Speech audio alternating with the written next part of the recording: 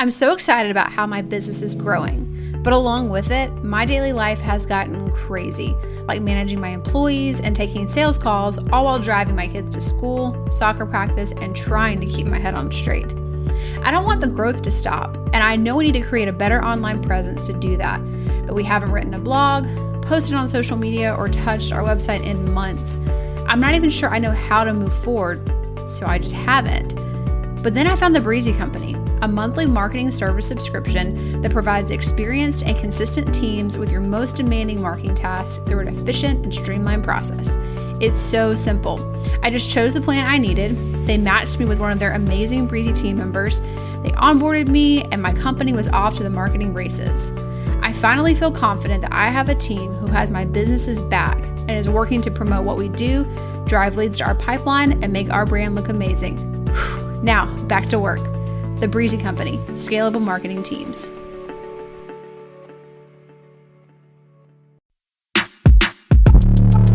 Welcome everyone to Couch Potato Diary. Happy Monday. My name is Peter Klein. Thank you very much for tuning in today. Coming up on the show, we recap what we saw in the Canadian Football League this week, plus NHL and NBA winners and losers of the off-season so far. So thank you all so much for tuning in, and let's get right into it and start talking some football.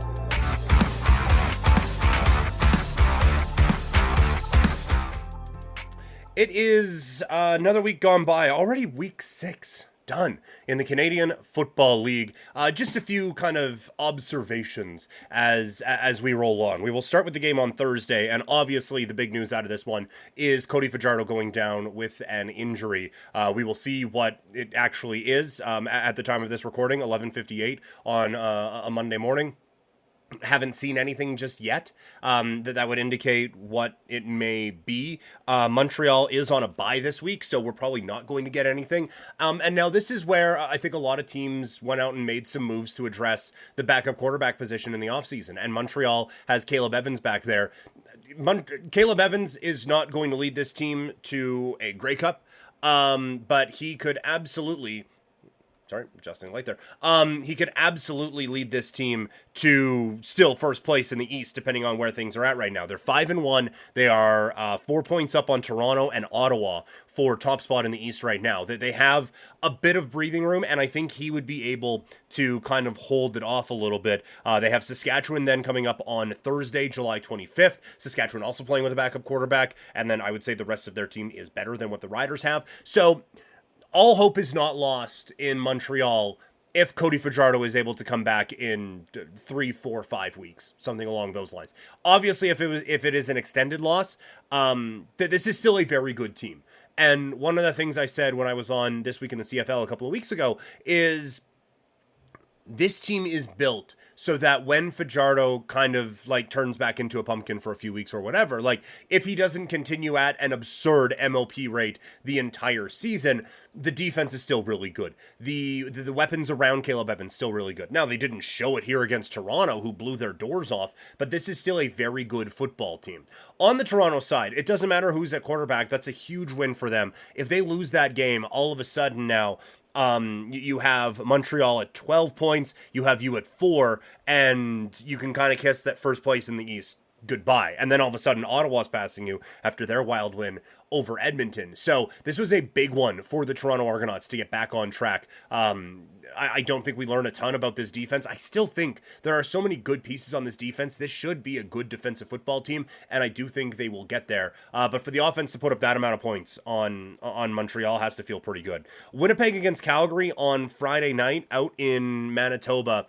That was a wild one. I feel like both teams should come out of this one more concerned than when they came in. For Calgary to give up 41 points to Winnipeg with how they have been playing is a major red flag for a team that's supposed to be built on defense. But you like that Mayer was able to kind of step up in a few situations. And for Winnipeg to allow Mayer and this offense that had kind of been scuttling a little bit to put up 37 points on you is just, it's concerning. I don't, like I said, I don't come out of this game feeling better about either of these teams. I come out of this game feeling better about the two teams we're going to talk about next here in Saskatchewan and BC than I do Winnipeg and Calgary. In that game out in Vancouver, the Lions really do establish just how damn good they are. Vernon Adams, I feel like, I don't want to say has flown under the radar, but so much talk has been about Cody Fajardo, and so much talk has been about this resurgent Saskatchewan Roughrider team that Vernon Adams is like, hey, just over here, maybe still best player in the Canadian Football League. Just wanted to remind y'all of that. Thanks. Cool. Great. Awesome. That was an amazing performance against the Saskatchewan defense that has had some ups and downs this season, but it is still pretty good. Vernon Adams reminded everyone he is the best quarterback in the Canadian Football League and he is the best player in the Canadian Football League. And he reminded Saskatchewan there's levels to this game. And the Riders, even with a healthy Trevor Harris, I don't think are on the BC Lions level. That doesn't mean Saskatchewan can't finish first in the West. But I do think that it means come playoff time that even if the Riders do finish first in the West, they'd be home underdogs in the West final. But I think this is going to be a legitimate battle for top spot in this division going forward. I don't think it's just going to be BC kind of running away and hiding, but I do think that it shows Saskatchewan they're not quite at that level just yet. And it's something we talked about on the Rider Happy Hour, which is coming back this week. This is a team that still feels like it's a piece or two away on the defensive side of the football. And then Ottawa and Edmonton, I am stunned that, again, as we sit here 4 minutes ago from when I last did a time check, I'm stunned that Edmonton hasn't fired their coach yet. Just absolute mismanagement at the end of this football game. They continue to have very poor execution. And it's something we talked about at the time. It's something we've talked about all offseason. The decision to bring in McLeod Bethel-Thompson feels like a mistake. Trey Ford was such a spark plug for this team a year ago, and to not give him the reins and continue to build off of his strengths is a major, major, major miss for this football program, and I think is setting them back. And we'll see. Like, again, I am shocked we haven't had the press release today that Chris Jones and everybody has been fired. And I get there's different limitations because of a stupid coaching salary, whatever. Changes are needed. Changes are absolutely needed. For Ottawa, it's 3-2 now, and they haven't looked as impressive as I thought, but I don't think they've looked as bad as they did a year ago. So good on you, I suppose, for being able to get out of that. But we'll do power rankings coming up on Wednesday. They're out now on 3 Down Nation, but I don't know, man. There's a lot that's kind of just clumped together right now in this league. It's been a fun year so far. Do not get me wrong. I have enjoyed the Canadian Football League this season, but there's some interesting things going on as we get ready for next week. It all begins. Also, this is a yearly thing. The fact that there are no CFL games on the Thursday that there's no sports on is utterly absurd. So we'll probably talk a bit more about that on Wednesday, but how you are not taking advantage of this opening in the sports window continues to boggle the mind. And even if it throws the schedule off for like a couple of weeks, just let it, because these are two very valuable games. And the fact that they weren't on Canada Day also, I think, is a really big misstep from them. Okay, we are knee-deep in the season in the Canadian Football League, but we're kind of entering the quiet time in the NHL and the NBA off-season, so I thought now would be a good time after we ran through every team's off-season throughout the week, or last week. You can go back and check that out now wherever you are consuming this. I thought now would be a good time to see who won and lost over the off-season part so far, so let's start that with some hockey. I'm so excited about how my business is growing. But along with it, my daily life has gotten crazy, like managing my employees and taking sales calls, all while driving my kids to school, soccer practice, and trying to keep my head on straight. I don't want the growth to stop, and I know we need to create a better online presence to do that, but we haven't written a blog, posted on social media, or touched our website in months.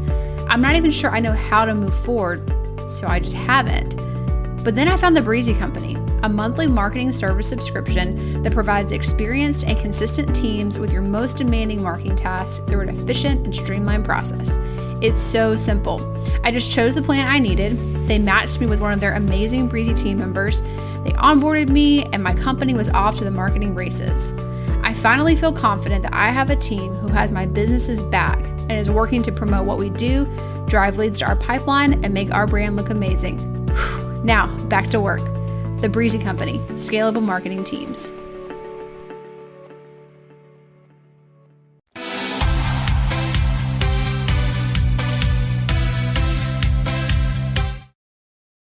All right, let's begin with the winners, shall we? And I think the first winner is the New York Rangers. They went out and I think made a really great move in acquiring Riley Smith. I think that was a very strong addition to add to some of the depth of this team. I think the addition of Sam Carrick helps out as well. But I think Riley Smith coming into New York gives the Rangers maybe the best top 9 in the National Hockey League when it comes to the forward group. Obviously, there are like Edmonton's can rank up there as well because they have 2 of the top 5 best players in the league. And same thing when it comes to the Leafs, right? But when you look at like Kreider, Panarin, Zibanejad, Smith now, Hedl and Kakko for a full year, Lafreniere bouncing back after what he did last year. I just think you look at this group and it is a scary, scary team to watch. And I think they have, again, kind of cemented themselves as one of the favorites in the National Hockey League. And not very far from there, the New Jersey Devils, they made the exact moves that they needed to make this team a Stanley Cup contender. When you look at bringing in Jacob Markstrom and Pesce, those were the 2 things that were missing last year. They needed one more impact defenseman, and they needed the goalie. They went out and got probably the best goalie available and one of the better defensemen available to lock in with this core group that they have now. It's really, really impressive what they have been able to what they've been able to do out in New Jersey. And I think that the Battle of New York is going to be alive and well this year with them. And the Islanders aren't going to go away as much as we maybe get annoyed by them. And then obviously the Nashville Predators. Like on my notes, I just kind of have like who they got and whatever. And it was just Nashville. Everyone. They just built a quality second line out of free agency. And for a team that was a one-line team almost exclusively last year, to be able to go out and add a really dynamic playoff-tested second line with Stamkos, Marchessault, and Player X, I think is a really strong impact. And then to keep Saros around, that this is a huge win for the Nashville Predators, and no one's telling you differently, but that this is, when you look at kind of the Central, and it feels like maybe Dallas takes half a step back, maybe Colorado takes half a step back, Winnipeg, we don't know what's going on out there. All of a sudden, there's a path up the middle for the Nashville Predators to go up and make a real run. I think the Chicago Blackhawks are a winner of the offseason so far as well. I like what they have done, adding Bertuzzi and Teuvo Teravainen to already basically getting back Taylor Hall. That this is still not a good hockey team, but they are going to be a better hockey team than they were a year before. And this is going to help them continue on. Like I said on the team breakdown, Bertuzzi and Teravainen aren't going to be your top line in 2 years, but they can be your third line, and you're going to feel really, really confident about that going forward. So I think Chicago has put themselves in a really good spot now, both to improve in the future and then to build off of this foundation going into the years to come. And I think Edmonton is another one of the offseason. They would be an absolute stone-cold lock winner of the offseason if they would have been able to go out and get another defenseman.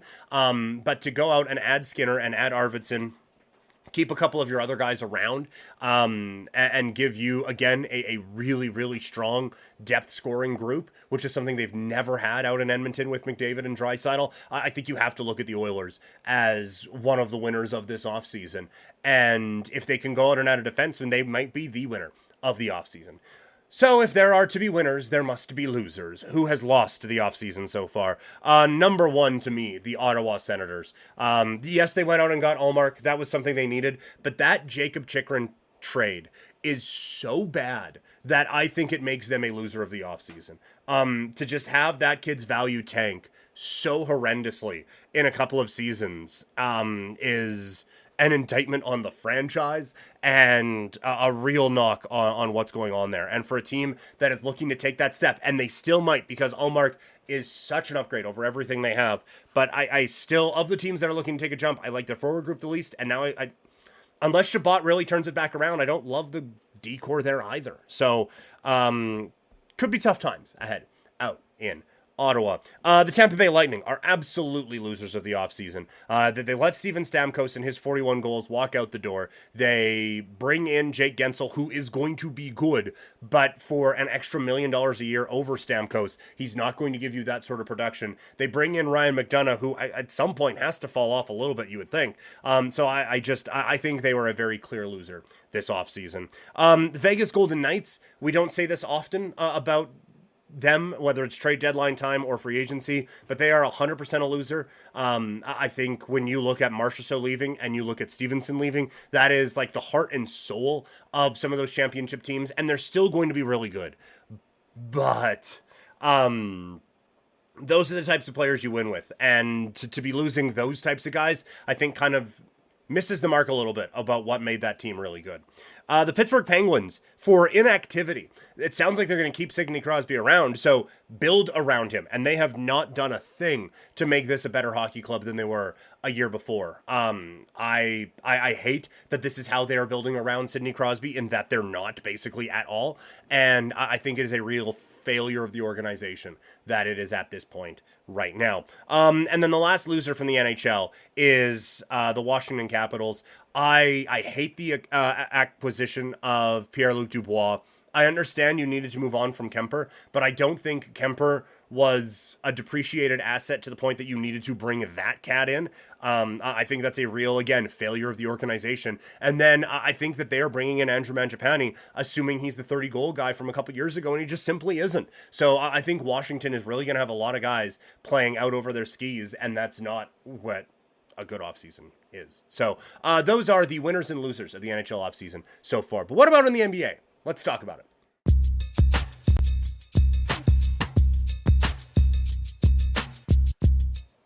All right, the big winners in the NBA, as we look at winners and losers of the NBA offseason, now that things have kind of quieted down a little bit. The New York Knicks, I think, have to be number one, right? To go out and get Mikal Bridges, lock in a starting five that feels like a championship contender, and give this team some real hope. And then Brunson signs the team-friendliest extension maybe in the history of sports when you consider what he actually could have got.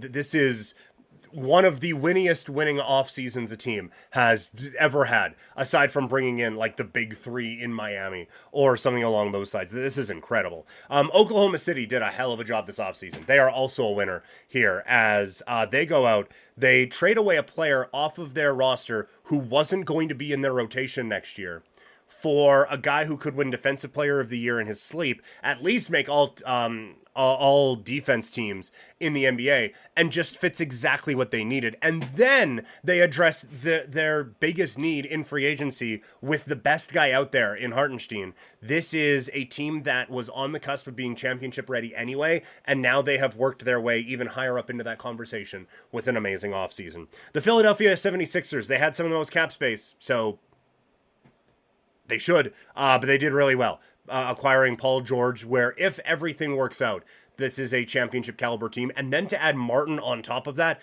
I think is just a real nice cherry on top for what the 76ers were doing. I have the Golden State Warriors on here. I know that Clay left, and it has led to a lot of bigger discussions about where they're going. But to bring in Melton and Hield and Slow-Mo out of all of that, I think it's actually a pretty good recovery. And if they are able to get in on the market and sweepstakes, which I think they should, this could all of a sudden be not a championship caliber team, but this could be a team that, again, makes some noise and gets ready for the postseason out in the NBA. And lastly, I have the San Antonio Spurs. I think that you bring in Chris Paul to play with Victor Wembanyama. Perfect. Puts the face of your franchise in the best place to succeed and brings in a guy who he has not been to the mountaintop, but he has been very close and he knows what it takes to at least get close, to bring in that leadership. And then to add Harrison Barnes as just a throw-in in some kind of a trade, he is going to be productive for them. And they've also made some really smart moves to set themselves up for the future. This has been a brilliant offseason for the San Antonio Spurs. To the losers now. And you probably, if you heard my team-by-team breakdown of the offseason so far, you probably know where I'm going. It's the LA Clippers. This has been horrendous. The fact that they doubled down on Kawhi, but then don't fully go all the way with this team and lose Paul George. And now it is Kawhi for 60 to 65 games at best. And then James Harden's just running the show in those other ones. This is a failure for this organization. And I think a real misstep for the LA Clippers. If you're going to sign Kawhi, you have to sign PG and just keep this band together and keep trucking. Because now you're not a championship contender. You're barely a playoff contender, but you're not a tanking team. And you can't be because you don't own any of your picks until 29. So this didn't make any sense to me at all. The Miami Heat, they lose Caleb Martin, and they haven't really added a whole lot. And when you look at how that championship Eastern Conference Championship team was built a couple of years ago, they have lost so many of the important pieces on the way out the door for nothing. And now, like, you have Jimmy Butler's contract. You don't know what's going on with that. Bam Adebayo is getting paid, but Tyler Hero, maybe you're seeing he doesn't have the value that a lot of people thought he might, and it's becoming a real issue out in Miami. In Chicago, I thought they got, again, fleeced in the Caruso-Giddey trade. DeRozan walks out the door. They can't hand Levine off to anyone. Like, they're in a really, really bad spot, and they are running out of ways to get themselves out of it, and that continued here this offseason. The Denver Nuggets, it's not a huge blow, but losing KCP is, again, like we talked about on the hockey side, he is a heart and soul kind of a player. And now you are asking a couple of young players to step up, and there's a very real chance they might. And there's a very real chance it doesn't matter because Jokic is that good and Murray is that good. And when he is on, MPJ and Aaron Gordon can be that good as well. But KCP, for the identity they had on defense, and he was good enough offensively, he just fit there so well. And so to lose him, I think makes them take a step back when we've already talked about some West teams taking steps forward. And the last one, the Milwaukee Bucks, just because, again, it feels like the situation they are in, they are stuck. Boston has already clearly passed them. The Knicks have clearly passed them. The 76ers have clearly passed them. And Cleveland, if they can get their poop in a group, have also, I think, passed the Milwaukee Bucks. And when you have all those teams passing you and you have one of the best players in the world, I would say it's an organizational failure. Yeah. Okay, that's going to do it for the show. Thank you all so much for tuning in.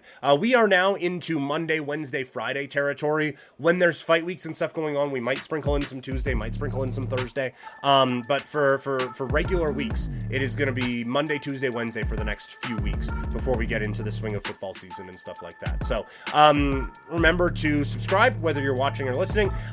Make sure that you like the video or leave a review. Again, whether you're watching or listening. Find me on Sportsnet 960 The Fan this week, Monday, Tuesday, Wednesday. I am 3 to 6 p.m. and we'll talk to you guys later. I am